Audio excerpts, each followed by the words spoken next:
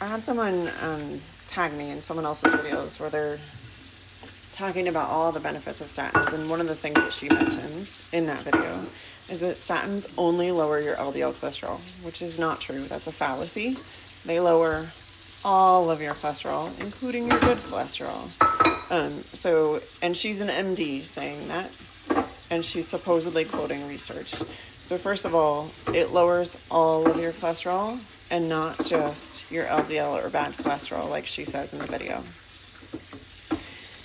But that's not even why I'm making this video. I'm making this video because there are so many fallacies being told right now to people, and nobody's sure what to believe.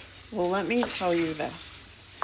I have been looking at blood work for the last few years on people, and one of the things that came across this week in not one, not two, not three, not four, but 5 different sets of blood work is that their blood work came back with the lab flagging their cholesterol as high. Do you want to know what the lowest one of those that was flagged was at? 168. They're now flagging cholesterol as being high at 168.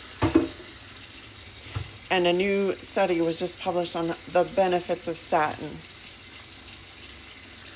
Who do we think paid for that study? At the beginning of this year, a cholesterol all the way up to 200 was considered normal. Now, labs are flagging 168 as high. Do we not see a problem here? So let me remind you of all the things that your body uses cholesterol for. Do you remember the video I did the other day on vitamin D, where cholesterol has to be in the skin in order to convert vitamin D from the sun?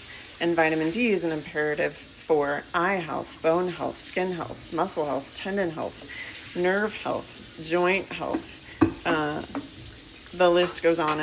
And during COVID, the results from the CDC's published study showed that in the first 500,000 people that were hospitalized with COVID-19, if their vitamin D status was above 85,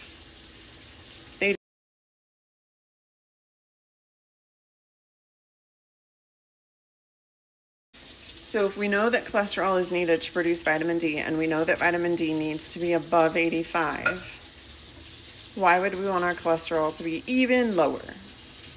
All right, that's one. Cholesterol is needed to produce every sex hormone in your body. Every single one. Trying to get pregnant and can't, but you've been told your cholesterol is too high, so they put you on a statin drug? Trying to have a normal, intimacy life, and you can't because your testosterone is too low, because your cholesterol is now below 150? Sound like they're aiming for something?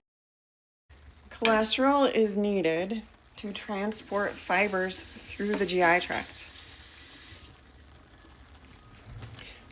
Cholesterol is needed for appropriate digestion.